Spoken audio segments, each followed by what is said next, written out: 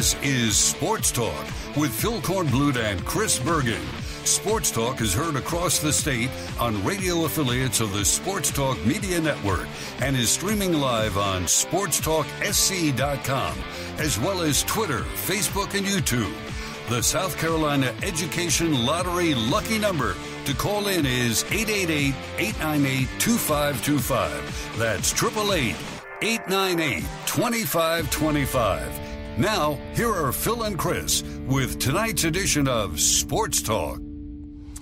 All right, welcome in, everybody. It's the Wednesday night edition of Sports Talk on the Sports Talk Media Network. Great to have you with us. Hope you had a wonderful day as you're heading home from work. Tuning in to Sports Talk around South Carolina, we really, really appreciate it. Thank you. Continue to make it a habit. It's a good habit. They're good habits and they're bad habits. You heard people say, I'll drop you like a bad habit. Well, we're a good habit. So you want to keep us right there. Keep our affiliate, keep that station on your radio dial because it's a good thing. Local radio is the best. There's no question about it. We're tonight back on the Palmetto Pigskin Tour. We've made the short ride down Taylor Street to Allen University here in downtown Columbia.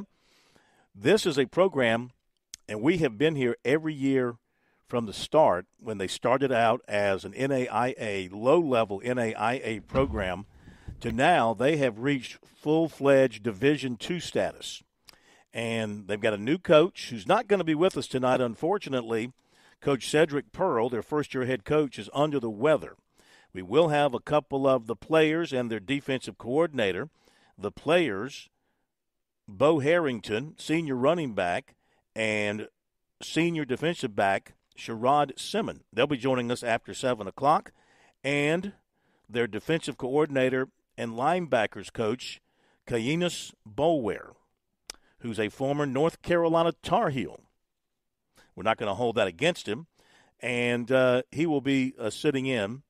And he will be sitting in and answering our questions about their team, which is made up mostly of transfers. Had a bunch of transfers that they took in the offseason. 29 transfers from the college level joining the returning players. So more coming up here tonight from Allen University. Always love being around the Yellow Jackets. And again, Chris and Josh back at our studios not far from me in Columbia, and Chris at the Berge Palace over in Sardis. We are not across the street in the dorm that has the practice field in front of it. And we talk about the practice field, which is about maybe 60 yards long, about 40 yards wide, and it's got one goal post. And these guys are out there busting it, getting ready for a football season. I think they are a great little story. They won 7 games last year. So you talk about just taking advantage of what you've got and making it work, Chris. That's what they've done with this program. Coach Teddy Keaton did a great job. He was their initial coach, and, he pushed to get them to survive in NAIA and then grow and move up to Division II. Now he's moved on to Clark Atlanta, which is, I guess, a step up of a program, a more established Division II program. And he did a terrific job. And now we'll see what Coach Cedric Pearl can do. He's a veteran coach, been coaching a lot of years, both as a head coach and a coordinator and an assistant coach. But, yeah, you take what you've got and you make the best with it. Fascinating story about their former head coach moving over to Clark Atlanta, because that's a conference rival with Allen. And it's also a team that when he was coaching at Allen last year, he beat. So maybe it was a situation that the folks over in Atlanta said, you know what, we can't beat him, let's hire him. Yeah. See if we can get him away. But, yeah, Allen's a terrific story. Very small practice field. It's not legal, legal length at 100 yards. You've told me, I think in the past, about 60 yards. Yeah. They have to play their games at Westwood High School, their home games, which is a beautiful facility. But I think I remember us asking them in the past, there are plans to put an on-campus facility over there, correct? Well, not on campus, but up Two Notch Road. If you go up Two Notch Road past what used to be Providence Hospital, not sure what they call it now, but anyway, right up in there, you've got Benedict Stadium. You keep on going up Two Notch Road, and as of last year, you go across Beltline, for those who know Columbia, Two Notch across Beltline, and back up in there, Allen has some property behind a shopping center, and that's where the proposed stadium for Allen is going to be built. Okay. So, and we'll see. We'll see what happens with that. I don't know.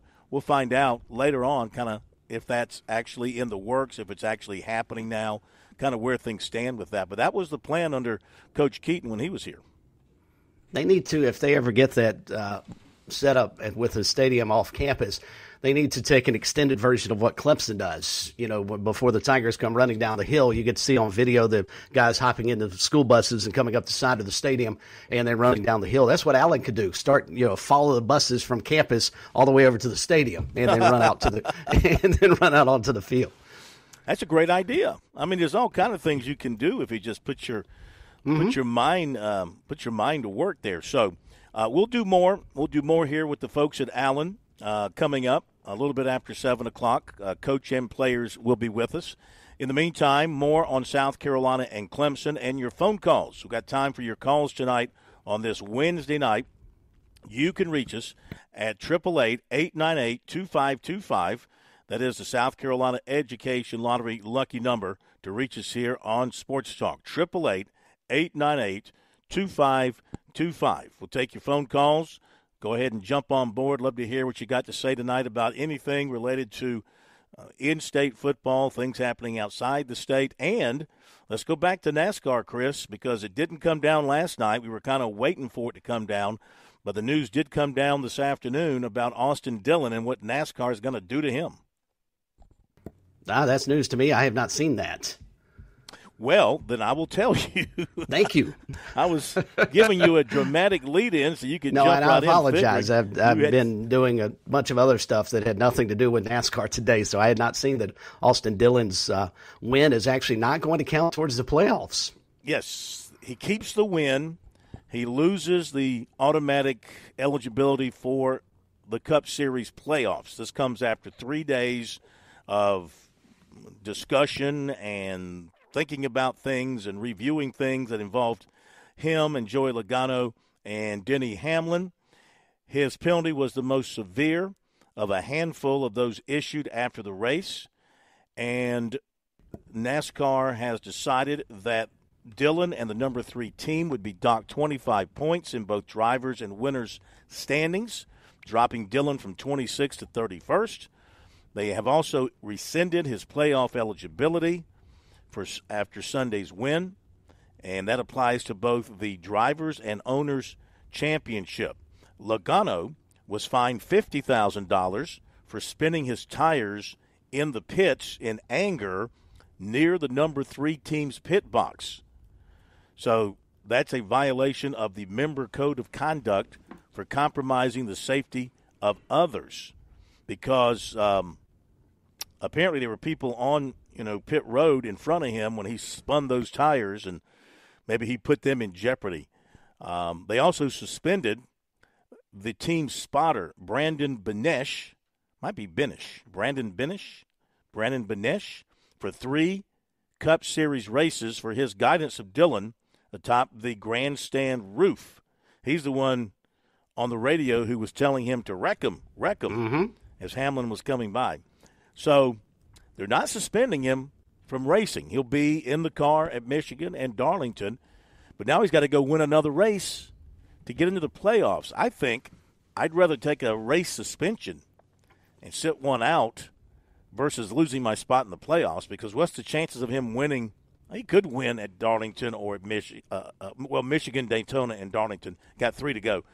It's possible he could win one of those races, but you'd rather already have your ticket stamped. Yeah, I'm not really sure, and I'm not versed enough in NASCAR's penalties and its rule book, and this comes under Section 4-4-B and D, NASCAR member conduct. I don't, and Jeff Owens, be fascinated to hear from him on Friday if they actually legislated this correctly, because as I mentioned with Josh last night, I think you've basically told these drivers the be-all, end-all is to be in the playoffs. Their sponsors have told them the be-all, end-all, you have to get us in the playoffs or we're going to move on. I mean, that's the reason that Darlington gave us, they claim, that the sponsors did not want to go the throwback scheme on Labor Day weekend because it was a playoff race. Mm-hmm. Now, why they didn't go back to the throwback weekend this year, I don't know, but nonetheless. So you've made everything, like every other professional sport, you've made everything about the playoffs. No, if I don't get into the playoffs, I could lose my ride. I could lose sponsorship money, the whole 9 yards. So Austin Dillon's sitting there with an opportunity to win. And probably, as you pointed out correctly, I think last night, he could have won the race had there not been a caution a couple of laps before the overtime. And then you get the restart and anything's up for grabs at that point in time. But unless it specifically says if you wreck somebody late to win a race, we're going to take that race away from you. I think NASCAR overstepped its bounds a little bit because of the precedent they've told these drivers already. Hey, you've got to go get in the playoffs. If you want your sponsors to stick around, because as we well know, everything is about money now. And that's exactly what Austin Dillon was trying to do. And I'm not a Dillon fan, but I'm just looking at it from his perspective. All he's thinking, I've got to win a race because if I don't, I'm not in the playoffs because he's not going to qualify on points. Yeah. You know, there's one thing we all hate, media, fans, and athletes / participants. We hate inconsistency when it comes to umpiring, let's say, or refereeing. And in NASCAR's case, this is where they're umpiring / refereeing. And they do this, of course, when incidents occur in races. And their application of their rules and their penalties just seem to be so inconsistent. Mm-hmm. Because there's precedent for suspending drivers for reckless driving, suspending them for a race or more, but not taking away their championship if they've already won a race, not taking away their championship playoff position. So, I mean, I think this is something new. Is this not – I can't remember another time where a driver who had qualified for the playoffs had that rescinded. Can you remember another time when that has happened? Not right off the top of my head, since they've gone to the playoff format. And where he win is a golden ticket to get into the playoffs. Yeah, I can't remember one. It may have happened, but I certainly can't remember one this egregious, especially, and this is going to shine a lot more light on it too, because he's got 3 races left to go. And as you pointed out, the most difficult track on the circuit is the one right before the playoffs began. And then you have 2 wild card races because of the speeds at both Michigan and Daytona. Mm-hmm. I mean, my gut tells me that Austin Dillon's best chance to get into playoffs has just gone by the boards. Yeah, I would agree. They just want consistency, Exactly. So, you need to put it down on paper, in writing, and send it to all the teams. If you do this, this is what we're going to do. At least like in the other professional sports. In the NFL, if you are caught holding on the offensive line, well, you know what the penalty is. Mm-hmm. And across the board. There is so much questioning and lack of knowledge about how NASCAR is going to react to something like this. And obviously, they typically do penalties on Tuesday. They were wrangling with this thing for a long time. It obviously was a decision that they had to, thoroughly look over and review and interview people, I guess, and it took them some extra time to come to this conclusion. So that's a blow. If I'm Austin Dillon, it's like, okay, it's nice to get that win at Richmond. Appreciate that. But the big goal, as you pointed out, for the team and the sponsors is to get into the playoffs. And now, his back is against the wall with 3 races to go. And they've got to appeal this. They absolutely have to appeal this for the reasons you just laid out. Yeah. And here's my other question to ask NASCAR. Had he just wrecked Joey Logano and won the race, would they have taken it away? Or because he wrecked 2 drivers right at the end, was it more egregious that way? I think so. Or, that's something else they need to lay out. If you're racing for a win, you happen to bump one guy out of the way, we'll let that go because Rubbin's racing. But if you wreck 2 or more, then it's more egregious and you're going to – but I agree with you. It's got to be explicitly put into the rule books. And maybe it is, but I sure haven't seen it anywhere. Well, that move to take out Hamlin, what they call the hook, hooking him on the right rear fender, is like a total no-no.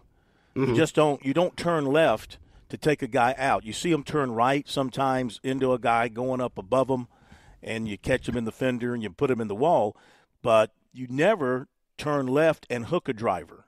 That's what I was hearing on NASCAR radio after the race and listening to them discuss this on Monday. That is a total no-no. So you're probably right. That second bit of action there, but again, he was trying to save his victory. He was doing whatever it took to win. He was probably figuring, look, I'll get suspended, but at least I'll be in the playoffs.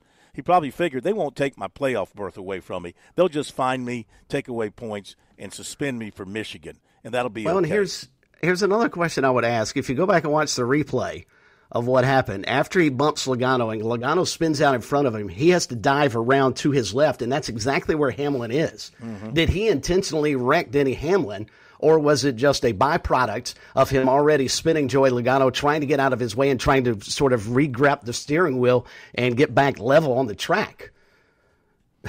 Well, their feeling I is don't know. Everybody who's talked about it in that business is that it was intentional, And it may have very well been. I mean, these are the alleged best drivers on the planet. Mm-hmm. But, I mean, it happened within a blink of an eye. Mm-hmm. We're talking probably 2 seconds from the time he hit Logano to when he ran into Denny Hamlin. Yeah. They are going to appeal, as you suggested. They've announced that they will appeal. A couple of other things. Big blow for Missouri as edge rusher Darius Smith, a transfer from Georgia, going to miss the entire season with a knee injury. So that is a blow for Missouri. In the NFL, how about this bad news? Minnesota rookie quarterback J.J. McCarthy going to miss the entire season, having surgery to repair torn meniscus. You know what that means? At quarterback for Minnesota in his place. You know who their backup quarterback is? I have to admit I'm not real versed on the depth chart of the Minnesota Vikings. Well, I didn't know this either until this story came out, but it's Sam Darnold. Oh, my gosh. He will be the starting quarterback, and Nick Mullins will be your backup. He's got a $6 million contract. They signed him to a $6 million deal when they signed him in the offseason. So he now becomes – evidently this is why. Well, you got to have protection. So they would have a safety net. You got to have protection. So he is the guy stepping up. A couple of other things, and we'll get to your phone calls, 888-898-2525. I think we will agree on this. Enough already of teams boycotting Gray Collegiate. I mean, seriously. Enough already. Lou Scoop Bajak had a story, came out actually yesterday. No, it came out this morning. Gray Collegiate, as you know, is now in 4A. So they've moved them up to 4A with the new rules. That's not enough to satisfy some people. Apparently, Lexington II High School's Airport and Brooklyn Casey are declining to play Gray Collegiate in junior varsity games in any sport. Not the varsity level, but the junior varsity level. This was reported by Gray principal Brian Newsom in a letter to families and posted on the Facebook page of the school. He said he was made aware of that news last week. Gray Collegiate, Airport, BC, they're all in the same Class 4A region, and all three schools reside within the Lexington II attendance zone. The moves by Airport and BC do not apply to varsity games. So, I mean, come on. I know what they're I guess they're still trying to send the message that we believe that you take students from us and you're recruiting and all that. But they have put penalties, they have put regulations in place for that now, where obviously these schools, they have to play way up over their actual enrollment size because of it. That was supposed to level the playing field for everybody. So, yeah, I agree. But Phil, what's the deal here? These are JV games, and no offense to JV athletes, but let's face it, these are games that don't matter. You don't have playoffs. These are where you're supposed to learn how to win, and also, by the way, Airport and Brooklyn Casey, how to lose, and lose with some pride, and lose with some class. It's the same situation we saw last year with Newberry and Fairfield Central and all the teams who were scared to play Gray Collegiate during the regular season. Who did that hurt? It didn't hurt Gray Collegiate at all. It hurt those teams and those kids. Mm-hmm. And I can't begin to imagine the thought process that you go tell your JV guys, well, kids, you're just not good enough, so we're not even going to run you out on the field. If a player told a coach that to his face, Coach, I'm just not good enough to be right tackle. How long do you think he'd stay on the team? But these are what coaches are doing. They're acting like petulant children about this whole scenario. I agree with your opening statement. Let's stop this. Go play, learn from it, get better, and move on. Mm-hmm. Yeah, let's man up or woman up, whatever the case may be. This is ridiculous. It needs to stop. It needs to stop now because they've put things in place to try to level everything off. And don't act like you don't take transfers either. Exactly. You know? And don't Every act like public you school don't in the take, state does. Yeah, don't act like you don't take transfers because they're athletes, not just because they can play the piano. All right, because they're athletes too. So come on, let's stop this stuff. And public schools across the state of South Carolina, you've got to get over this because the charter schools are not going away. They don't belong in SCISA because it would be unfair to the real private schools to have to deal with the charter schools, who, by the way, are public schools. So just get used to it and let it be. And just go prepare your teams. This is what high school athletics are supposed to teach you: how to win, how to lose, how to play with class. And that evidently does not also involve the adults, the alleged adults, because they're the ones who are making these horrible decisions. Never ending, but it should come to an end. Okay, phone number 888-898-2525. Before we hit the break here in a couple of minutes, let's welcome in Gamecock Larry and see how he is doing tonight. Gamecock Larry always finds a way to be up front when it comes to the callers in queue. Gamecock Larry, how are you? Welcome in. Hope you're doing well. Well, I'm just same old. But you tell Chris, and I heard him say something. I don't know whether he's talking about him or good or bad, but he said something about my alma mater, my graduate. I'm the galloping ghost of the Brooklyn Casey Bearcats. Long time ago. Wait. There was only one galloping ghost. Okay, there was only one. Okay, well, I was a galloping ghost. Chris, when you were galloping, Larry, would you have been afraid to play any other team in the high school league? I would play anybody that was willing to play me. So go tell your alma mater to do that too. I'm just okay, Chris. There you go again, hitting the alma mater. But I love you, buddy. I just want to call and tell everybody, old Gamecock Larry's still hanging in there. Love you, Chris. Love you, Phil. Love you, Josh. Love everybody. Go Gamecocks. All right, Larry. Thank you very much. Larry sounding pretty spry today. Sounds like they put some good stuff in his IV. And he had the right attitude. I'll go play anybody, anywhere, anytime. Mm-hmm. Absolutely. All right. PGA announced their schedule for next year. The good news is that the RBC Heritage is going to be right where it's been the week after the Masters. Also, it was announced today that RBC has signed a one-year renewal for the RBC Heritage and also for the Canadian Open. So all good news for the folks down at Harbortown related to that. It's good that it's going to be an elevated event once again, coming right after the Masters. Mm-hmm. Yeah, they'll have a great field. They'll pay a lot of money. And they've got RBC back on board for at least another year. So that's a good thing. Okay, we're going to hit the break. We'll come back and dive into the Gamecocks and the Tigers tonight. From a South Carolina standpoint, we're going to hear from quarterback who is trying to win that position. You know, we heard earlier from Lenoris Sellers. Now it's Robbie Ashford who met with the media yesterday. So we'll bring that to you tonight. And you know what? He's putting up a fight in there. He's not taking a back seat to anybody, and he's optimistic that maybe he's going to be the guy at quarterback. If not, he knows he'll be a good sounding board for Sellers and also a quality backup. And for Clemson, we got who? Aiden Swanson, a guy who I actually can remember being a collegiate athlete before COVID. All right. Nothing like a little punter talk. Be back in a moment.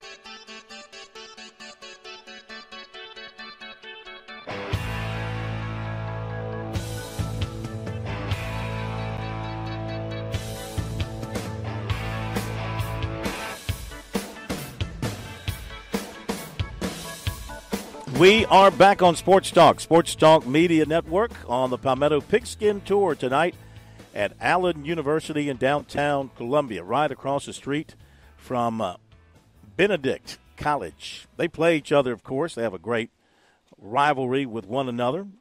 They should just tee it up right on the street, right on Taylor Street, and just go at it, because they can roll out of their dorms and go face-to-face with one another. We were at Benedict the other night, and tonight we're over here at Allen. We'll be at Wofford tomorrow night as we continue on the Palmetto Pigskin Tour. Phil, our phone number, question. 888-898-2525. South Carolina Education Lottery lucky number. Yes, sir? Why does Allen University and Benedict College not play at the same stadium? Well, because Benedict owns their stadium, and I don't guess they're interested in allowing their rivals to use it. Right. Okay.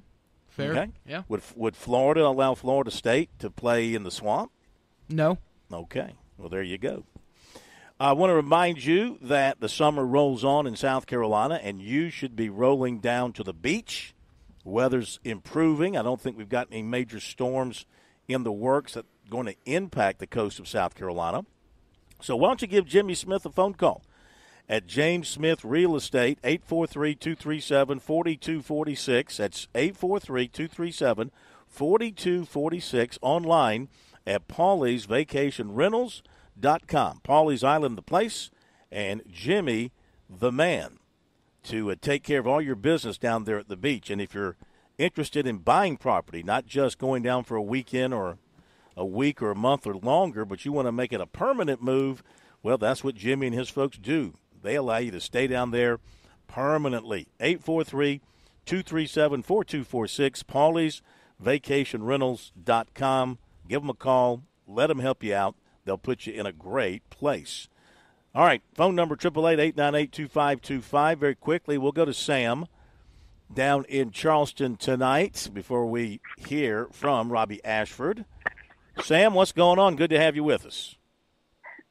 You know, I know it's been a very long time, so I'm calling you from Charleston. Yes. The great state of South Kakalaki, baby. It is a great state, Sam, and don't you forget it. Well, actually, I was born and raised since 1990, so I'm still here. So you're a native. You're a native South Well, Carolinian, huh? I would not say that. I'll say a South Canadian. You're a South Canadian? Oh, no. I was kidding. I was joking Oh. with you. Come on now. Yeah. Well, okay. Yeah. Hey, I noticed nobody else on the staff laughed either, so I'm not the only one. But go ahead. Well, actually, a couple of few things I want to touch on today. I know you don't have time, but I want to start a conversation. I want to start a conversation about the Charleston basketball team this year. Did you guys remember last year when Pat Kelsey did a fantastic job last year? He did so much well program, and I just want to give you a Kelsey shout out. Say thank you very much for what you did for us, and I might see him on TV this fall, actually. I think there's a good possibility. Listen, he did a great job. He is a terrific coach. He was a winner at Winthrop. He went to the college, and he picked it right up there, and he was a winner there. And I tell you what, the guy they've replaced him with, Chris, he's a winner too. Yes, I think he's going to pick right up where he left off and keep it going in a big way for the Cougars. Well, actually, the reason why I'm calling you guys about that is I've been really extremely busy with the hotel market. I've been very, very busy with the hotel and stuff, and I didn't have a chance to meet. Busy him. with the what? You're busy with what? I'm very busy at the hotel. I work at the Charleston place. Oh, you work at Charleston Place. Yeah, you guys want to come visit me? I'll open your door. Well, what are you, a doorman? You open the front door? What do you do? Well, I'm a doorman / greeter.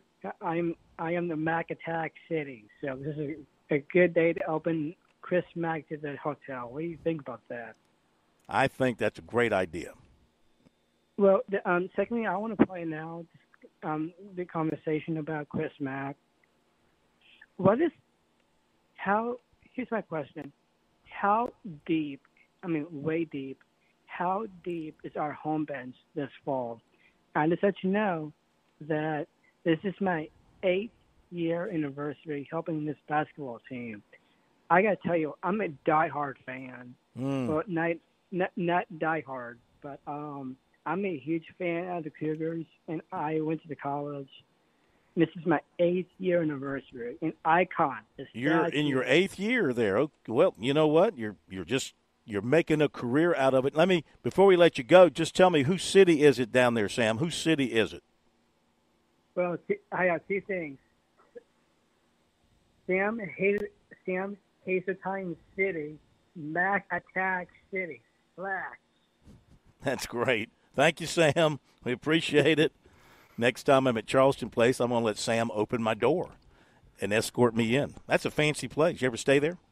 No, I haven't. I actually pulled it up because I wasn't quite familiar with that hotel right there on Meeting Street, and I realized that when they don't list the prices for the rooms, you probably can't afford to stay there. It's a fancy place, no question about it. And if you have to call and ask, how much it costs to stay a night, you probably can't afford to stay there. Absolutely. But I'm just going to drive up. I'm not staying there, but I'm going to have Sam open my door. And come back out. Yeah, I'm going to let Sam open the door for me, and I'll walk in the lobby and take a look and turn around and walk out. Okay, Sam, appreciate it. 888-898-2525 is our number. Got some lines open, but we want to dive into USC Clemson football here for a little bit. Recruiting coming up in a few minutes as well. The Gamecocks continuing with their camp. All seems to be going pretty well from what we can tell. A lot of things that we don't know. They were working. Shane Beamer stuck his head in the door today, said they were running a little bit late because whatever they were doing, they went into overtime. So they were practicing some overtime stuff. Apparently, TJ Sanders had a pick six. So on the one hand, that's great for the defense. On the other hand, you're not happy with your quarterbacks allowing that to happen. The quarterback competition remains, at least publicly, up in the air. He is not named a starting quarterback for the opener against ODU. Most assume it's going to be Lenore Sellers, and it might very well be. But Robbie Ashford transferred in from Auburn with the idea of having a chance to compete and winning the job if he can. If not, settling in to be the best backup that he can be. Here he is as he talked with the media, took questions from the media yesterday about camp so far and his performance. Being a bigger quarterback who can run, what advantages does that give you? How do you use your size to be better? It's really a blessing just to be big, fast, and explosive, and just being able to use that size in certain situations like 3rd and 1, 4th and 1 we need it. I know I have the size to be able to put that shoulder down, get that yard if I need to, and same for Lenore. So you got two guys who can do that. It gives you more confidence for us in the short yardage game, and then just knowing we can break a lot of tackles. The first guy should never tackle us, and that's kind of our mindset, me and Lenore. So we feel like first guy should never tackle us. It should take multiple people. So it's one of those things, but it's definitely a blessing. So I'm just blessed God gave me that ability to be big, fast, and strong. Robbie, what was your assessment on the scrimmage Saturday, both your own performance and the offense as a whole, for which side you were on? So for me, it was just, I feel like I had some moments that were decent. Had some moments I definitely want back. And, but it's first scrimmage one. So you go out there and you just kind of find out your identity about the team. What are we going to do when we're 100 plays in? It's 100 degrees outside. We still going to be the same team we were when we first got out there, or we're going to be a different team? And, we did a lot of good things, and we did a lot of things we want to have back and that we came back and corrected. A lot of self-inflicting things, not even us getting beat. It was just us beating ourselves. So, we went, watched the tape, and we're going to come out and correct it, and we're excited to just get back out there this Saturday, get back out there in Willie B and just go back at it. Hey, Robbie, was there a moment where you felt like things with you and Lenore kind of clicked and, you both being in that room all the time together and stuff, what has it been like on a day-to-day basis? Does it feel like a true competition in there like all the time, or or what do you guys kind of do to try to keep it, lax and stuff? We keep it fun in there. I'm the older guy, so kind of look at Lenore like little bro, and I was like, man, you're a little bro. But, I mean, man, we just come out there and we just try to have fun with the work. I mean, you know, he's QB1 coming into it, and I respect that. He's been here. He's done what he needed to do. And it's just my job to just be able to help him and, you know, be ready to play when my time's called. And I know I'll get it. So it's just doing that. But me and him, man, we got a great relationship. Really thankful for him. And he's just a young guy who's just wants to be great. And you love to work with guys like that. And then we can just joke around, have fun. We live in the same apartment complex, so it's like we're cool. And it's definitely been better than any other competition I've been in. You know, a lot of competitions, there's a lot of weird stuff going on, but with this room and just what we've been doing, I haven't seen any of that, and it's just been a true brotherhood, and that's what you love to be in. So I can't remember if we asked you about Rocket in the spring, so if we did, forgive me for repeating it, but I know you played against him when you were at Auburn. He was at Arkansas. Yep. How close do you think he is to being that guy everybody got to see in 22? Where is that right now? Things I've seen these past couple of days, it looks like Rocky Sanders is coming back. It looks like the Rocky Sanders I saw that ran for about 180 on us at Auburn. I mean, man, just for him to be that big, I mean, you see a guy that big in the backfield and he can just cut on a dime, cut like he's a 5'9", 170 guy. Like, it's insane to see, but it's like I'm grateful to have him on my team and not having to be the one against him like I was before, because I know how I can go. And but man, he just came in and worked ever since he got here, you know, just rehabbing, and it's just to see all the work he put in just transpire on the field. He's still getting back into it, because he'll tell you he still doesn't feel like himself completely, but you know, that just takes reps. I mean, he missed the whole spring, had surgery, but man, Rocky Sanders, to me, that's the best running back in the SEC, and I think he's going to show a lot of people why. But man, I'm grateful and excited to have him on the team, love him. I mean, just a great guy. I mean, he was one of the first people. He was honestly one of the reasons why I came here too. So, I mean, just to see him, man, I'm excited for him. And I know it's going to be a great season for 5. Going back to that competition and kind of you talking about you and Lenore, why do you think that this quarterback competition is different than other ones you've been in? Because I think we all have the same goal in mind. Then we're all just trying to be a great team and win a lot of football games. And it was a lot of individualized stuff in the other places I've been. Everybody just wanted it for themselves. It wasn't even about the team. And, I mean, it just drew a lot of people apart. It had people trying to pick sides at other places I was at.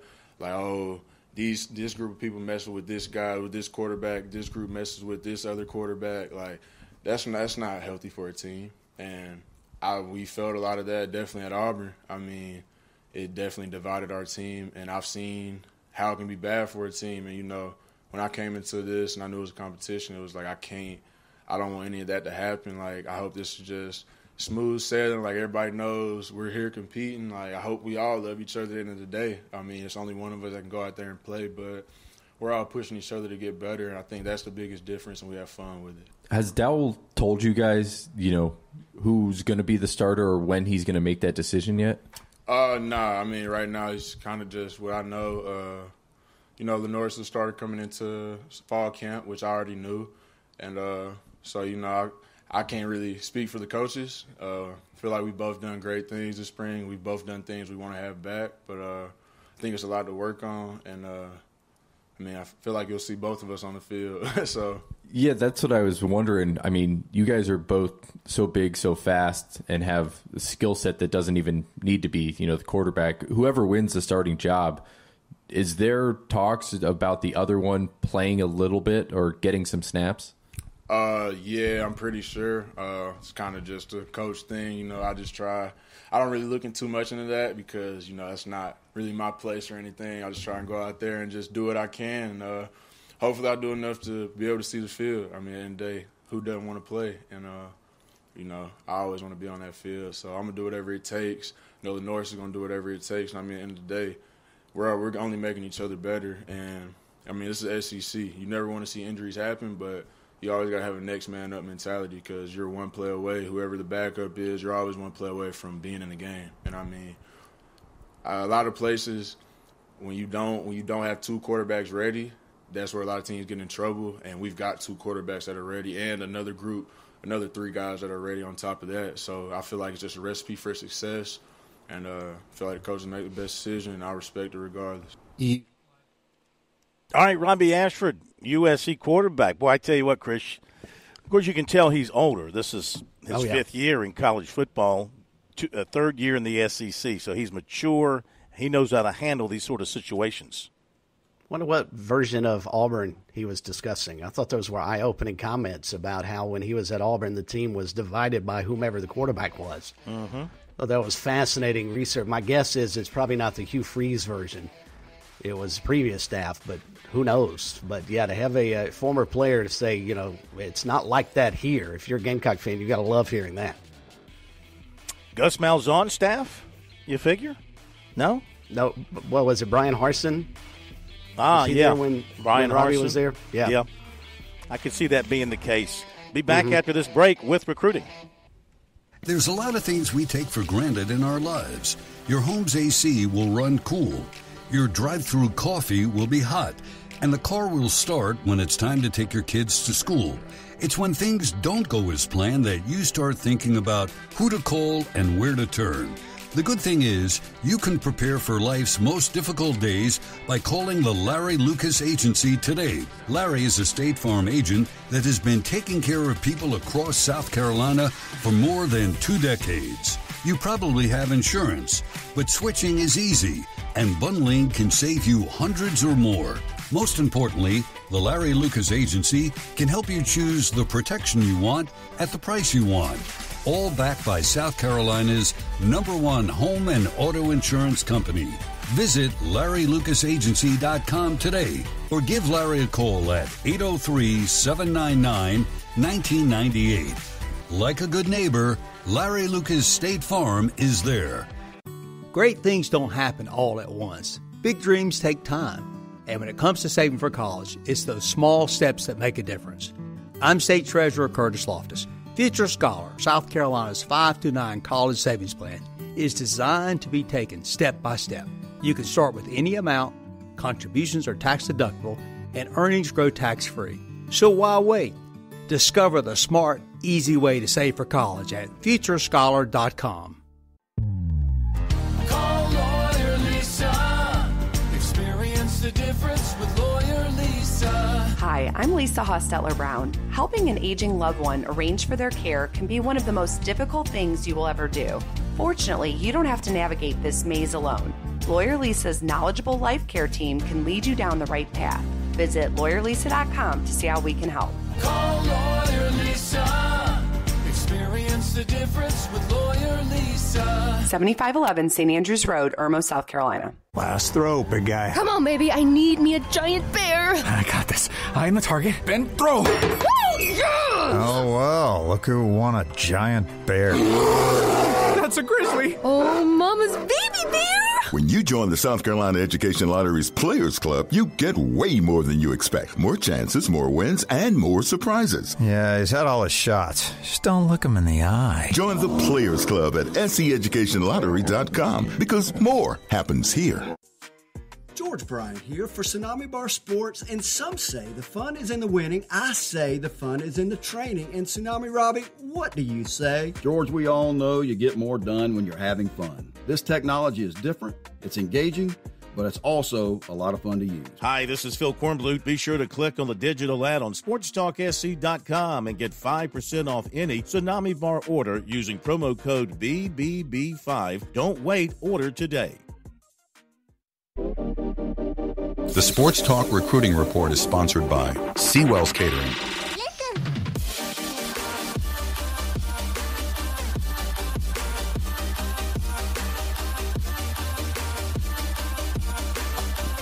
All right, let's give you the recruiting report tonight here on Sports Talk. It's brought to you by Seawell's. I had the good fortune of going to Seawell's for lunch today after finishing up over at USC. I think I was the last one to go through the buffet line, which is ordinarily not good planning. You don't want to be last in a buffet line. However, not the case at Seawell's.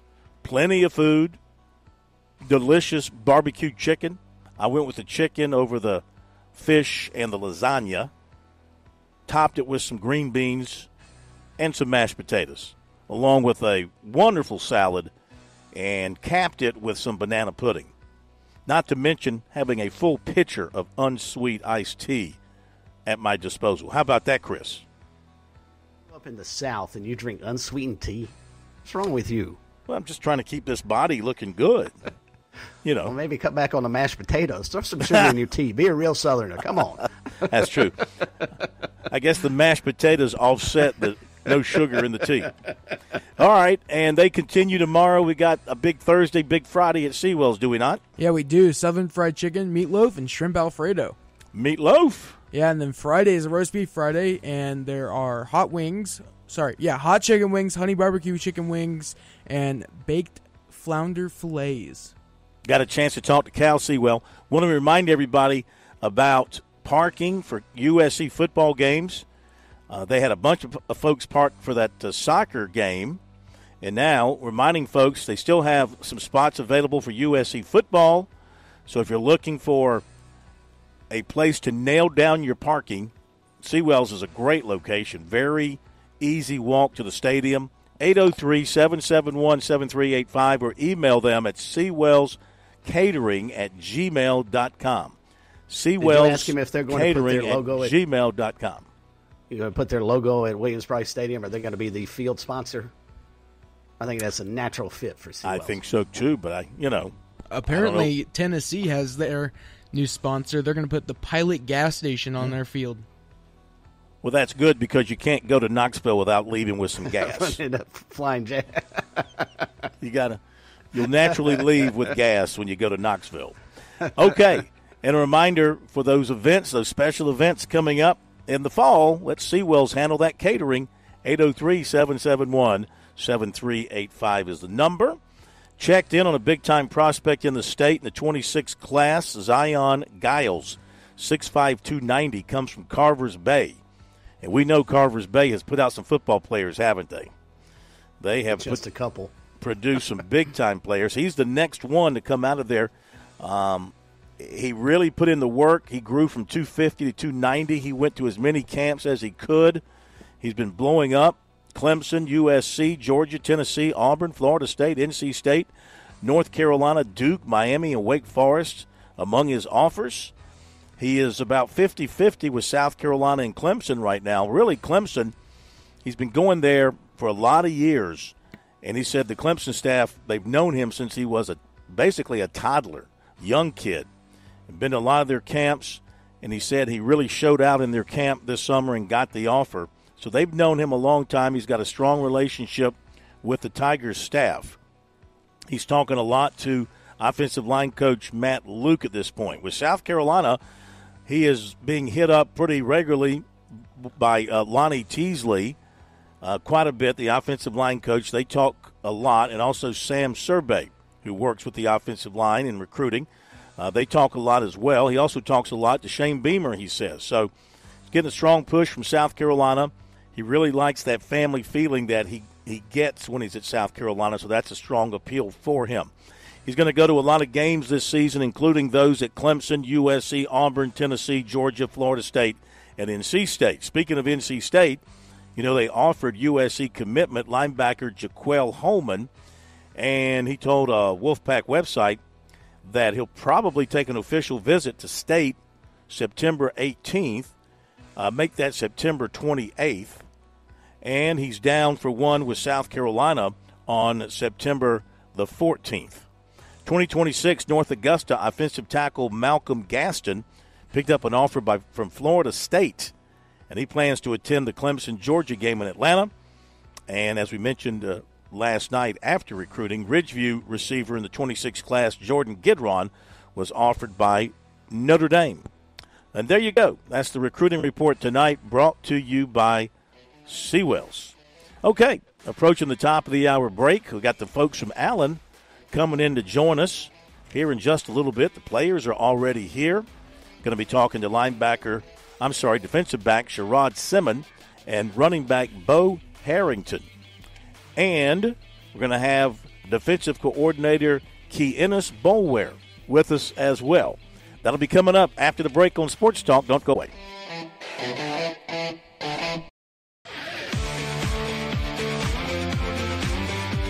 Welcome back to Sports Talk on the Sports Talk Media Network.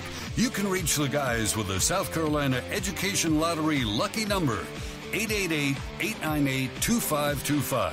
That's 888-898-2525. Now back to Phil and Chris with the second hour of Sports Talk on the Sports Talk Media Network.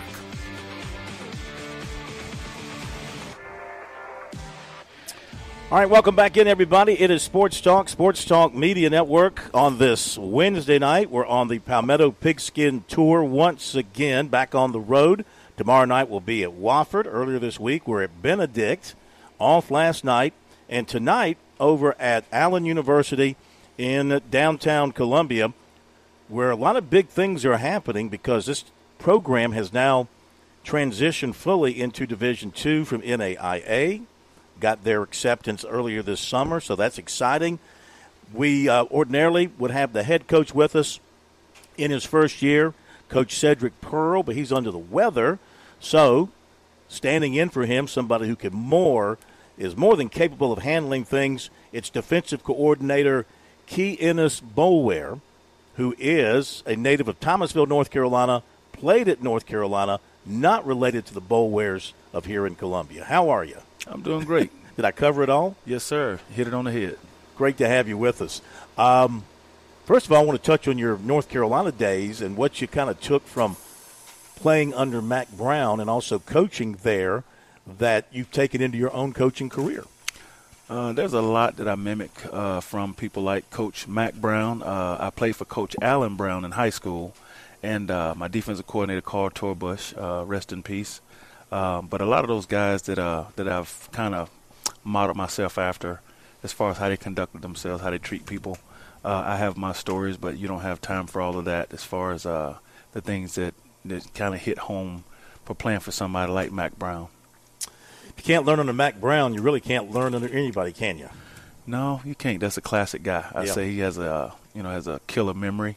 That memory, I can call him to this day, and we talk periodically by way of text throughout the year, sure. Especially during football season. But that guy can remember anybody's ever played for him, or anybody's touched or mean anything to him. Well, it's obviously paid off for you because as you've moved around as a defensive coordinator, you've had great success at every stop. Led the nation. You've been part of defenses which have led the nation 4 different places, and now you're here at Allen. And I'm asking you to kind of sit in for the head coach and not just talk about your defense, but the overall view of things as you can tell us in camp so far with your team this season. Coming in the spring, I got here January 16th, and right there in the middle of January, the recruiting season is pretty much already over, but we hit the ground running. We were limited in staff for quite a while. We was adding one person at a time until Coach got his staff full, and we just hit the ground running, and we have a plethora of coaches that coaches handpicked to surround himself with. Charles Huff, defensive backs coach, heck of a recruiter, former NFL player from Georgia. We got Montez McCray. I actually recruited him when he was coming out of high school, when he went to North Carolina A&T when I was at North Carolina Central. We have Gary Harper. He's been with Coach Pearl at 5 different institutions, and he brings a wealth of knowledge, former linebacker himself, former coordinator. And we also have Coach Eric Kaler, who's a wide receiver coach. And, he was with us at Alabama A&M as the GA.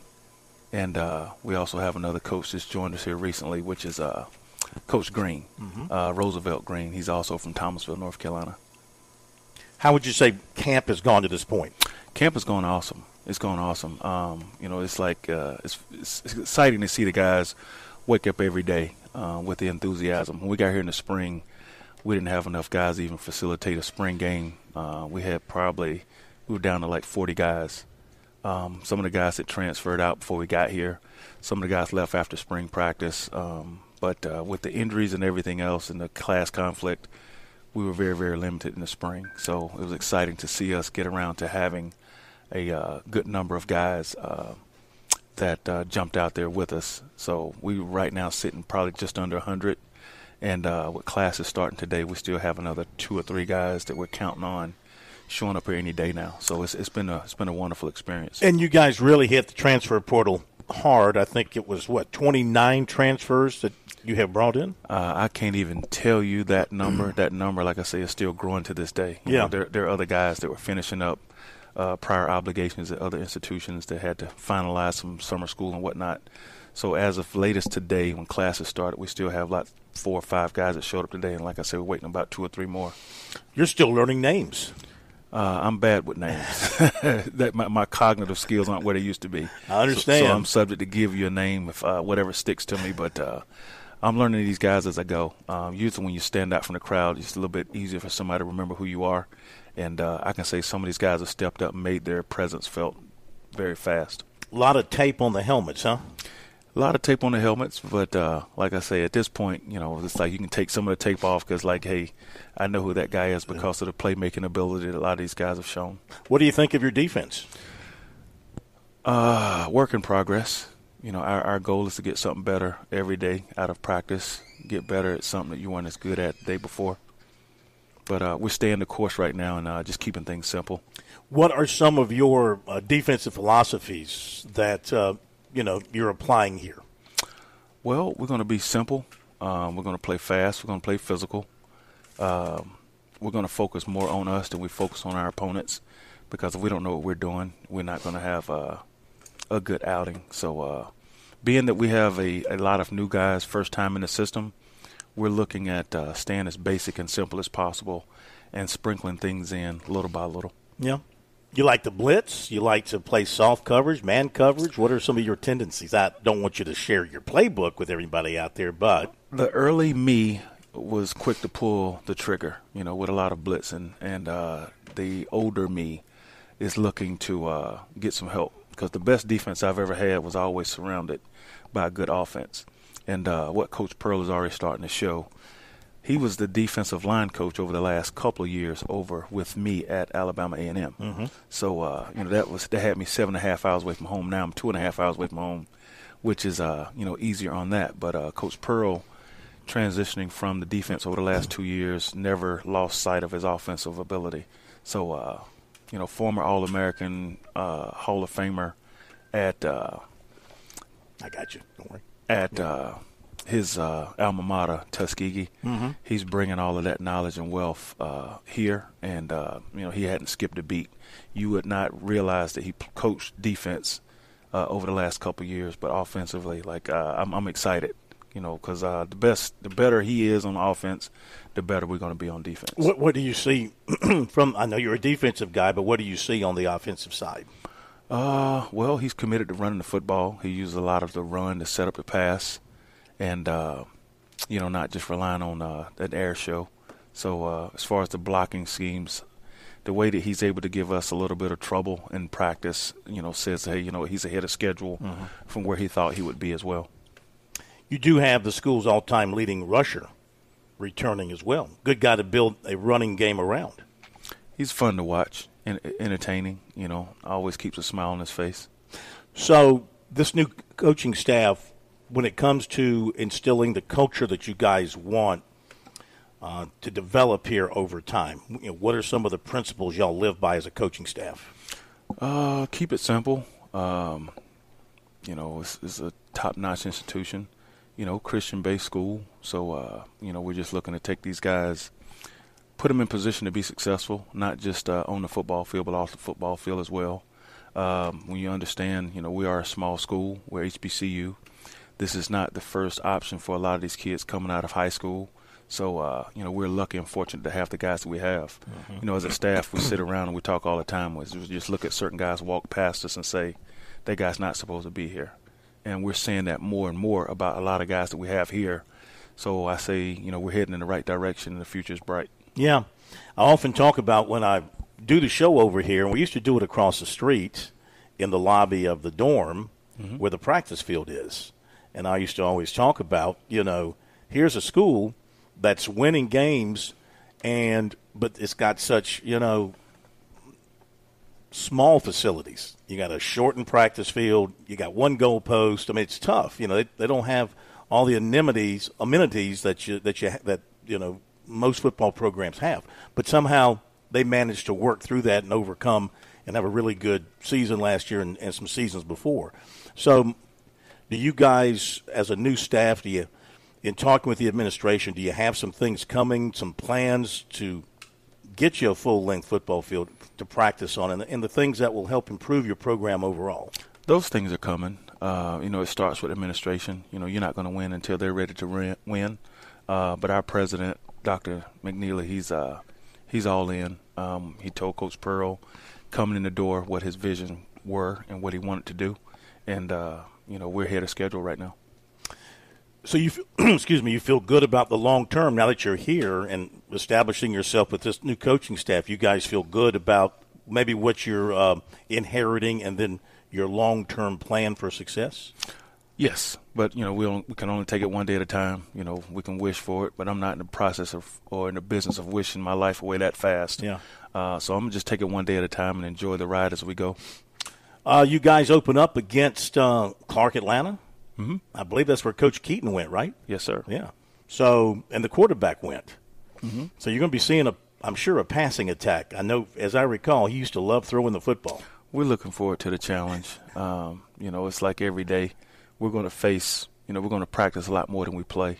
And I say with the quarterbacks that we've surrounded ourselves with, if it's many quarterbacks in this league that are as good as the ones that we've surrounded ourselves with, I'd be surprised if I saw something that much better. Yeah. Not taking anything away from, a player of the year in the conference. But like I say, we got our work cut out for us, but we're up for the challenge. Yeah.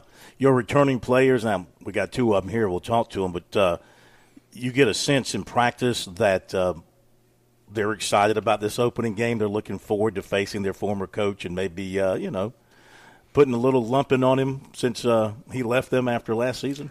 Well, no one's jumping up and down like that, I'm sure, when it comes to game week. Some of those familiar foes, some of the guys who left here and joined that institution, they'll have a chance to play against some of their buddies. But right now we're still in focus mode on trying to see what the Yellow Jackets are going to do and how we could implement some of our philosophies in all three phases of the game, offense, defense, and special teams. Well, we appreciate you coming by and spending time with us. The Tar Heel in the Palmetto State, huh? Yeah, Yellow Jacket pride. There you go. Good luck to you this season.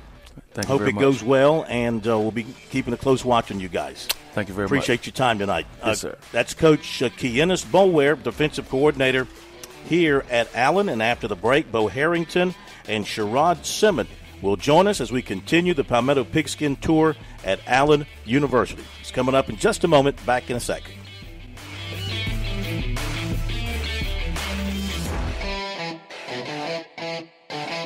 We're with Major Billy Downer of the Department of Natural Resources. Major Downer, let's say I'm out in the woods or I'm on the water and I need to reach a DNR agent. How do I do that? Operation Game Thief, Phil. It's been around 30-plus years. You can call us at our 24-hour hotline any time of day, 1-800-922-5431. To report wildlife violations or to get help if you're in trouble in the woods or on the water, call us at Operation Game Thief, 1-800-922-5431. Relax this summer with a promotional rate on select travel purchases with your Founders Federal Credit Union credit card. Now through August 31st, get 6.99% APR for 6 months on qualifying purchases, including airfare, hotels, restaurants, and cruise lines. Don't let interest rates slow you down this summer. Visit foundersfcu.com/travel to learn more. Not a Founders member yet? Founders has the financial tools you need and the personalized service you deserve. Stop by an office or visit foundersfcu.com to learn more about Founders and see if you qualify for membership. On March 1st, 2025, the promotional APR will revert to the effective APR as previously disclosed. Call 800-845-1644 for details about credit costs and terms. Membership qualification required. Oh, appliances, we can't live without them, and eventually we have to replace them, but we don't have to pay more for the new ones, not with Carolina Discount Appliances. Do you want to go and shop at a bunch of retail stores and determine which one has the lowest overpriced item? Me neither. That's why my first call is always Carolina Discount Appliances. The philosophy is simple. No retail prices. None. It might have a scratch or a ding, but overall it's new and will cost you much less than what you're going to pay anywhere else. So if you need a refrigerator, washer, dryer, boiler, stove, range, or microwave, they've got you covered. But for less money. Same brands, same appliances, less money. And Carolina Discount Appliances is the home of the $40 down. Take it home today. No credit needed payment options. Regardless, Sherry has you covered. Call today, 803-770-3008. That's 770-3008. No matter where you're located, same number, same person, Sherry at Carolina Discount Appliances, 803-770-3008. It saved me money. It'll do the same for you. I'm attorney Jim Corbett. I'm not a case manager. I'm a lawyer for over 35 years. I don't charge 40% for your injury in your wreck case or any on-the-job injury. Call 803-765-2968 and ask for Jim Corbett, or email me, jim@jimcorbettattorney.com, for the experience of a lawyer handling your injury case. Jim Corbett, 803-765-2968. Jim@jimcorbettattorney.com. Put 35 years of experience to work on your injury case. If you're looking to stay hydrated this summer, turn toward a southern favorite, sweet South Carolina watermelons. One slice is equivalent to a glass of water and is just as effective as sports drinks for hydration. If you don't believe us, you can ask the Palmetto State's top football teams. The SC Watermelon Association will be serving up slices after summer practice to keep our teams fueled and hydrated. Visit scwatermelon.org for all the details and look for ripe South Carolina watermelons in your hometown. You've put in the work for your education. The extra early, extra late, extra work. That's because you understand education opens doors to better pay, better opportunities, and a better you. Being educated about playing the lottery is no different. It helps you be a better player, one who knows when to play and when to take a rain check. The lottery's a game, so let's keep it fun. Learn more at sceducationlottery.com/betteryou.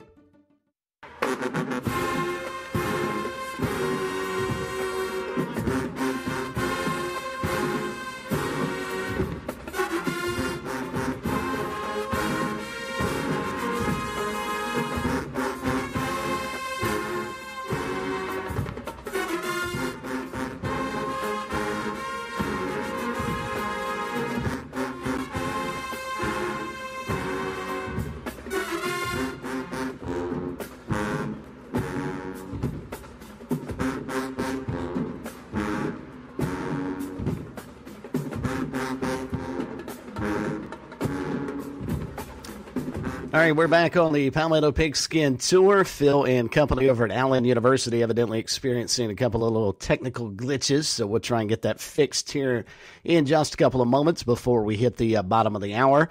In the interim, 888-898-2525 if you'd like to join us here on the program. That sounds like Phil might be there. I don't think we are back. Josh clearing his throat. There that we was go. me. That was me. Back over to Corn at Allen University. Yep. Sorry about that. A little line droppage happens from time to time, but we are back at Allen University, and we're visiting now with two of the Yellow Jacket players. We have running back Bo Harrington, program's all-time leading rusher, and we have one of the top defensive backs in the SIAC, Sherrod Simmons, both a couple of seniors. So they've been around here for a while, and Bo, first of all, congratulations on your career. I appreciate it. Being the all-time rusher, that says something. How's it going with this new coaching staff? Oh, it's going great. Everything's been jumping around here. There's a lot of excitement in the Yellow Jacket era right now, so we're very excited about this upcoming season. Apparently they're going to want to run the football a good bit. Oh, yeah. That makes you happy. Yeah, I'm very happy. Are you going to run it more? You're going to have more running opportunities than before? Oh, yes, of course. As you said earlier, was in an air raid type of offense with Coach Keaton, and now Coach Pearl, he's more balanced, so we should get a lot more rushing attempts. How's the offensive line look in front of you? Oh, it looks great. Better than it's ever been. These coaches have done a lot of good recruiting, so I'm very excited about how things are going to look this season. Sherrod, what about the defense? You heard Coach Boulware, your new defensive coordinator, and he's a guy that coaches excellence everywhere he's been. What's it like with you guys with him? Playing with Coach Boulware is always a chip on our shoulder mentality. We can't come out and think that we're going to walk around at practice. We're going to have to run between the lines, and we're going to have to come and put our front foot forward every snap, every minute, every every time we touch the field, we have to hit 100% all the time. He demands complete effort. The man fully respect. Yeah. What kind of things are you doing on the defensive side, formation-wise, and different calls and things like that? We run basically a 4-2-5, but with Coach Bug, where we play a little this and that, like he like to say. We play a little some of everything. And every day is something new. We're going to make a new call every single day. We just learning as we go. Has his defense been difficult to pick up? No, sir. It hasn't. In my career, I played at John C. Smith with Coach Barry Tripp. He actually coached under Coach at Winston-Salem State. So I've been in this defense twice now in my college career. So it's kind of easy to pick up for me. So I pull the younger ones under my wing and teach them. Bo, you've grown with this program. You've gone through the NIA part and the transition to Division II, and now you guys are full-fledged Division II program. So as one of the older guys here who's been here for a while, what's it kind of mean to you to see where this program has gotten to? It means the world. When I first got here, I was around a bunch of the older guys who were really in the rough part of it when they were like really not even transitioning. So just to be around them guys and see where it was then and look now how we're getting a bunch of new gear, a new practice field, it just means a lot, and I just can't wait to see what the program does in the future. Where's the new practice field? It's right across the street. So thing across the street. Yeah. So that's where you're still practicing. Yeah. I know what you're saying, the new turf that they have down there, but they still got to get you a full 100 yards out there sooner or later, don't they? Yes, sir. What's it like practicing out there? I tell the people all the time, even the freshmen that came in there, was like, man, that feels small. I say, yeah, it's small until you get out there and just, it gets real long when you're doing team and scrimmages and stuff like that. It feel like it never ends. Feel like a 100-yard field out there. It's football, isn't it? Football's football, whether it's 100 or 50 yards. Sherrod, what are your expectations of the defense from what you've been able to see? Can this be kind of a shutdown defensive unit? Yes, sir. We take very much pride in stopping the run, and with Coach Huff, he's very hard on us about stopping the pass, not coming up too fast on run plays when we already know we have 5-6 people in the box already. They demand a lot out of us. What has been your strength as a player? What's made you an all-conference performer? My tackling ability and me knowing that what the offense is trying to do in and out every week. Reading coverages just doesn't come from film. It also, goes over into doing stuff on the field. You can't just watch film and think that that's going to make you a good player. You actually have to apply it on the field. You had a pick six last season. Yes, sir. Yeah? Yes, sir. Describe it for us. What happened? We was playing Central State, and I think we was down 14-0, and the dude ran an out route, and I picked the ball off and cut across the whole field. I was tired. We was up there in Ohio. The air different up there, but yeah. Did you high step into the end zone? Nah, I didn't high step, but I threw up the hooks when I got up to the end zone. Yes, sir. All right, so you guys open up against a familiar face. Bo, how you feeling about facing your former coach in the opener? I just feel like it's just a regular game. I'm more focused, not because more so of him, but because it's a conference game. So you all know you got to win a conference game in order to have a shot at the SIAC championship. So that's where more of my focus is. It's going to be fun to play against my former teammates, but the goal is just to win the conference game. Sherrod, how about you as far as I feel the same way. It's just the game that's in our way. We are taught to only care about the next play, the next snap, the next minute of the game. And so if Clark is our first game, that's who we're worrying about right now, and that's all that matters. What do you like most? I'll start with you, Bo. What do you like most about Coach Pearl? Just the structure of things. Things are very structured, very organized, and he's going to make sure you get all the knowledge you need in order to be successful in the field. So just the structure of how things are. How about you, Sherrod? I like that he doesn't just let us come in and do whatever we want. Actually more about the team and what can you do to help this team win and take the next step into the future. Guys, we wish you a bunch of luck this season. Continue to build on what you guys have got going as you take that step full-time into Division II football now. So best of luck to you. Appreciate you guys coming over. Hope you have a healthy season, and we'll keep a close watch on you. Thank you. Thank you very much. Thank you. All right, Bo Harrington and Sherrod Simmons from here at Allen University, and we'll be back after this break.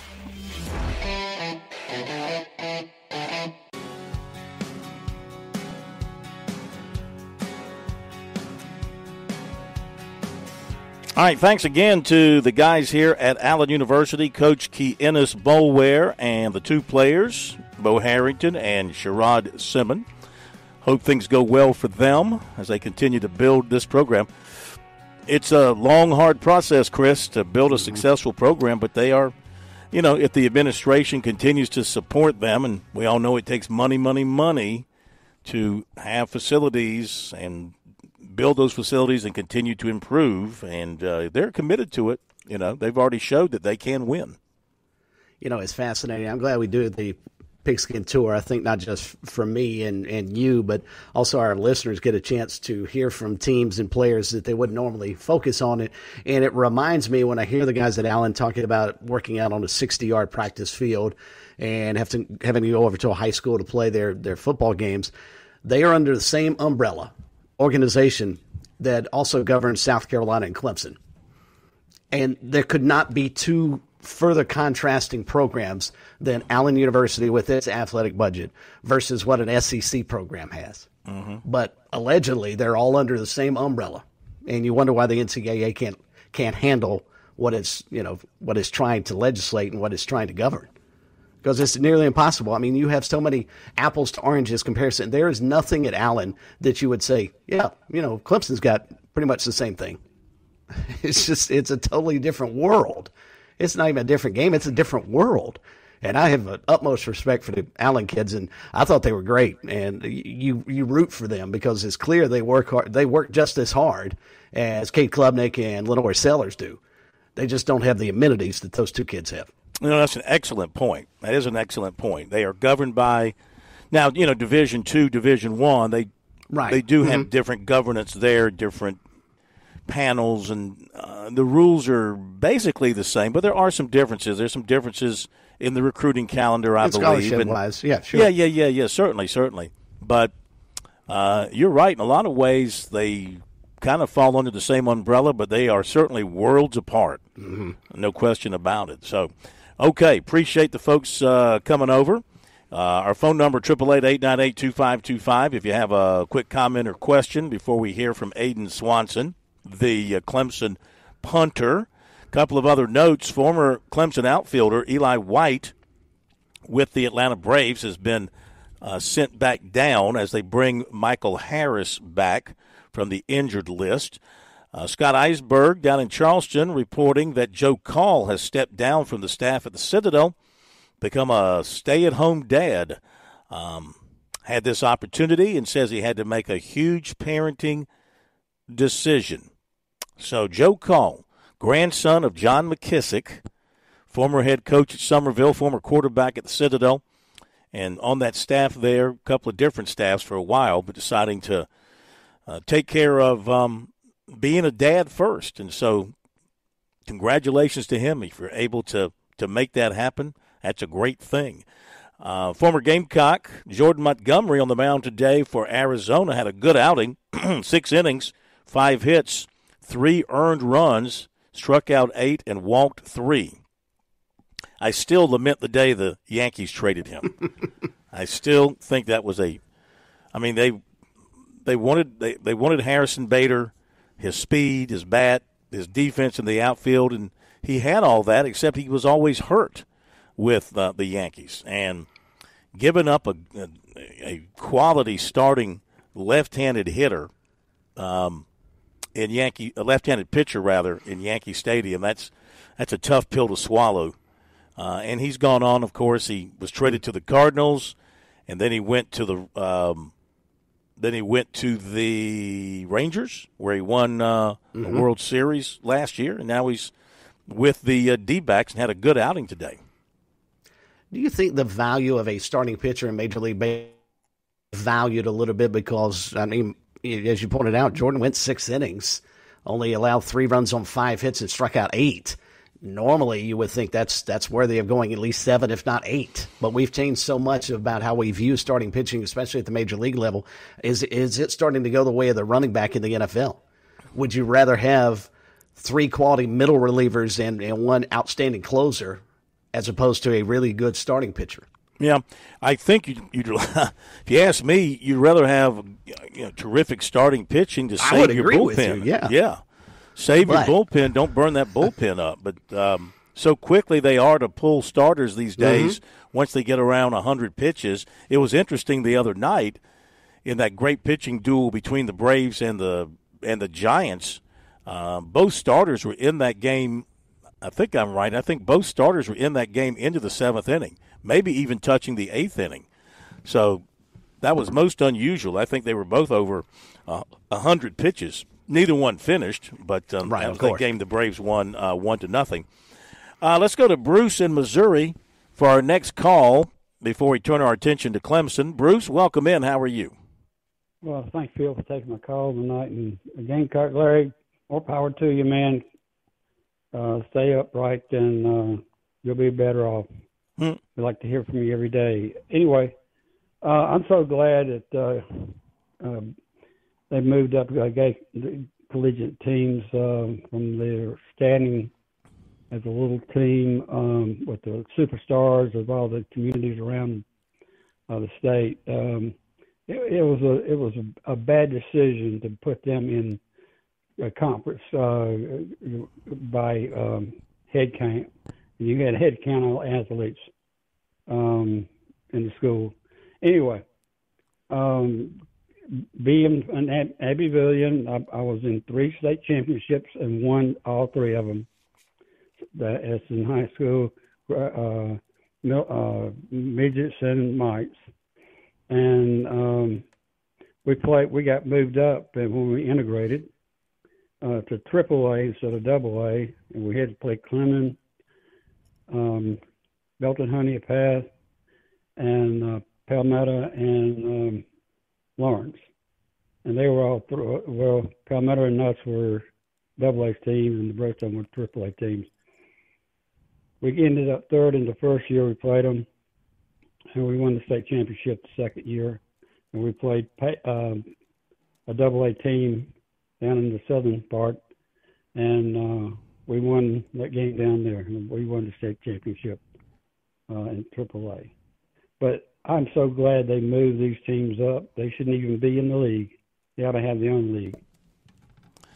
Well, a lot of people would like to see that happen. The problem is they don't have enough schools to form a league. And as Chris pointed out, you don't want to put them in Skeeza because that would be totally lopsided.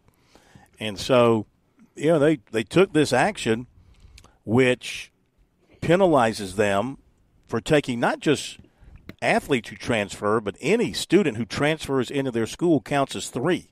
So, you could be a female who's transferring to the school and you're just a student, not playing football or anything like that, but that impacts the athletic teams, not playing any sports, but that impacts the athletic teams and where they are going to be placed within the class in the high school league.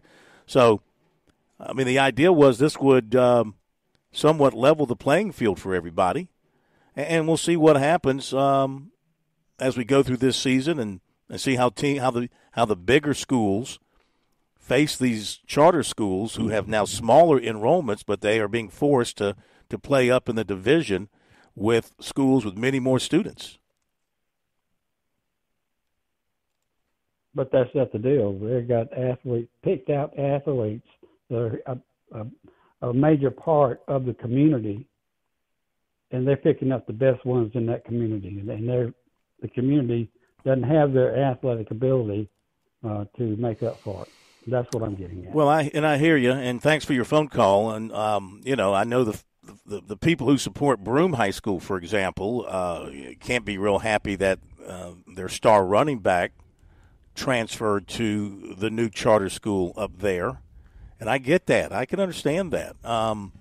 Broome's not a really big school, and every so often, you have a great talent come through your school, and you help to develop him both academically and athletically as he comes up through elementary and middle school and gets to the lower level of high school, and then all of a sudden, when he becomes one of the best running backs in the state and possibly the country, you lose him to a new charter school. And I feel this is happening in the public schools too. I mean, these people who talk about the charter schools recruiting, they make it sound like they bring these kids on an official visit, pay for their weekend, put them up in a hotel and the like. I mean, Amari Adams, outstanding player at South Florence. He started his high school career at Lake City. You don't think Lake City would have been better with him on their team? Mm-hmm. No, you're exactly right. Yeah. You know, you're right. This happens. This happens in the public high schools. It's happened in high schools forever. Mm-hmm. Yeah. And some of it may just be as simple as, my buddies play over there. I'd like to find a way to go play with them. It may be that simple. Mm-hmm. Yeah. I don't know. There is no answer to it because, except for what they've done to make these schools play up. The theory is that that's going to even things out with the other schools. But you're right. There's been transferring happening across the state for a long, long time. Now, there used to be some kind of penalty involved, much like it was in college. Right. You know, you could not transfer for athletic reasons. You had to have a bona fide change of residence. That led to a lot of investigations, especially, remember, around playoff time, schools would often, if they let a team, they would know that a school had a transfer and maybe they had evidence and a belief that this was an improper transfer, but they would wait until right at the playoffs. Exactly. And go to the high school league and file their and mess up everything at that point in time. But, I guess they felt like they were building a case, and the more that youngster played at that school, that they felt it was an illegal transfer, the harsher the penalty would be. So it's a never-ending problem in our state that appears to have an answer that's just not going to please everybody. No. There's still going to be people who think it's a wrong thing to do. It's a wrong process. But I think what they've done with this 3-for-1 type of deal when it comes to enrollment, that's got to help. That's now if you're but then again, it's forced some things like it's forced Abbeville down to 1A. Well, the rest of the 1A schools don't want to see Abbeville in there. I was going to say, yeah. I don't hear the 1A schools complaining as much about Abbeville being bumped down to their level, and they've got to deal with them. I don't see any JV teams at 1A. I'm not going to play Abbeville. They're a whole lot better than we are. Yeah. We're not seeing this. And to Bruce's point, until we get about 30 charter schools in the state of South Carolina where they can form their own league and play against one another, this is the fairest option. Again, you can't put them into skis that they are public schools, so they don't qualify to be a private school. They're public school. So this is the most fair option we have. Is it perfect? No. I'd be the first to admit that. It's not perfect. But don't penalize the kids who are at a charter school just because you don't like that their team might be better than yours. Yeah. All right, we'll get to a few more calls here in just a couple of minutes, but we want to turn our attention to the Clemson camp today. And we're going to hear from the Tigers' excellent punter. That's you want to be good in the kicking game. You want an excellent punter, Chris, but then again, you don't want your punter to be used so much that he can become excellent. See, if you hear what I'm saying, it's kind of a double-edged sword. You want an excellent punter when you need to punt, but then again, you'd prefer for him to stand on the sideline and let your offense get in the end zone. And Aiden Swanson was a kid that almost beat Florida State by himself. He had 2 60-plus yard punts in that game, and he's the first kicker under Dabo Swinney's head coaching tutelage to ever do that. And here's a kid coming off just a terrific, terrific season. I use the term kid loosely because Aiden Swanson can actually remember being a collegiate athlete. To put this into perspective, before COVID. He is one of those super plus seniors that will be playing his final year of eligibility. He's 24 years of age. He admitted he's the oldest guy on the Clemson football team. And so the media a day or so ago had a chance to catch up with him, had some fun talking to the elder statesman of Clemson football. Well, it's crazy. I'm the oldest one on the team, actually. 24 years old, which is crazy. Still feels like I'm in my third year. But, yeah, it's, it feels like I'm still young, but I know I've been here a lot. good experience. Past 2 years starting. So what is it like being the oldest person on the team? It's weird, I mean, coming in, you got guys like Skolsky and Tanner Muse, and I remember my freshman year, I'm one of my first class, and I asked Tanner, hey, do you know where this room is for my class? And now, I'm doing that for guys, which is pretty cool. What's been your approach to your final season? How are you taking it in preseason practices, I guess, for you? It honestly, it really hasn't hit me like this is my last year. But I know once we get into the season, especially late, it's going to hit me. But I'm ready. I'm looking forward to it. Is there anything you had a pretty good year last year, but is there anything you look back and say, I could be a little bit better here, or what? Yeah, I'm really working on inside the 20 punts. In good direction on that. I think it's just about being consistent and having a good mentality for me. I got the physical tools and I can do it. In my sleep with technique, it's just all mental. How has Coach Ryan Allen kind of helped you during the summer, kind of help you work on those things? I mean, he's been here for 2.5 weeks, and it's been amazing. I mean, 6 years with the Patriots, 2 Super Bowls. He knows what he's talking about. He's a lefty too, so it helps me out a lot. And I mean, just technique advice inside the 20 punts. I mean, I can go on and on. He's been very beneficial, not only for me but for all of us specialists. Are there any bits of advice he's given you in particular that's been really interesting or kind of really? I'd say it's technique stuff. Mental stuff as well. I mean, he's been in some big games, being with the Patriots. So I think once we get closer to the games, more mental stuff will come into play, especially for us, which that's a big part of our game. Talk about this being your final season. Are there any goals or anything that sticks out to you that you want to accomplish this year? I really haven't sat down and thought about it. I just want to be my best and do what I can to help this team win. We had this scrimmage report from Dabo on Saturday. Just what have you seen from this team in the first real competitive sense, getting that game feeling? Yeah, it's been great. They're competing. Everyone, all the leaders, all the upperclassmen are doing great. They're doing a great job with their segment groups. I mean, I got nothing but praise for the guys. Everyone as a whole, really. I don't know how much you've seen, I guess, the kicking battle between Uzer and Dunn, I guess. What have you seen from your perspective regarding their competition? Yeah, they're competing, man. I'm excited. They're doing really well. I fully support them. I mean, they're great to be around. Great locker room guys, and I'm excited to see the future for both of them. All right, Clemson punter Aiden Swanson. Yeah, as you mentioned, came there in 2019. That's hard to believe. 2019 through now 2024, and took over the punting in 2022. He's had 131 punts in his career. Career average of 42.7. Yeah. Last year, 43.7. Yeah, he was great last year for them. Yeah. So, well, they knew he had a strong leg, and that's really one of their strengths. And I guess they're going to be counting on Nolan Hoosier to be their place kicker. It sounds like at this point he is got the edge on Robert Gunn right now. So you have a rookie place kicker, but a guy with a great leg in Hoosier for sure. I just thought it was funny when he commented that he was playing with guys like James Skalski. Gives you an idea of how long he's been at Clemson. A long, long time. No question about it. Okay.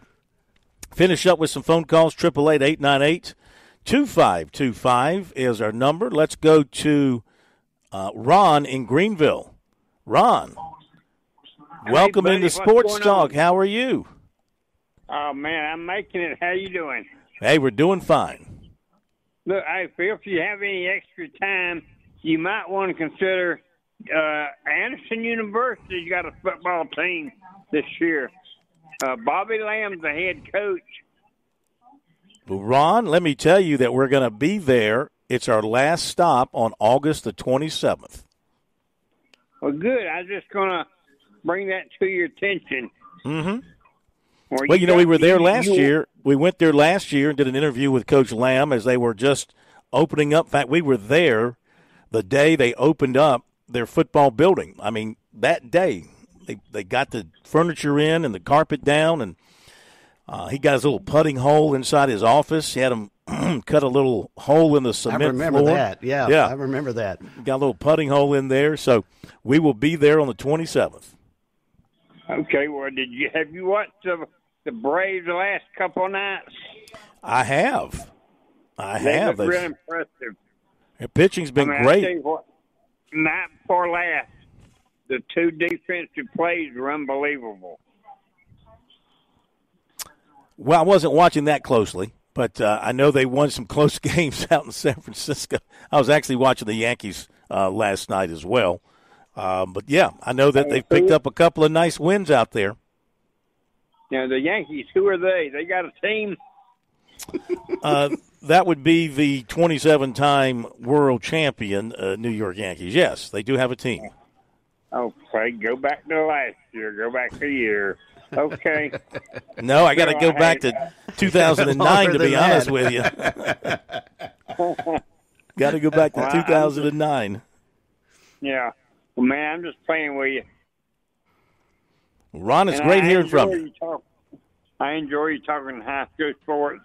You know, I did it for about 27 years. And so it's good to hear somebody else doing it.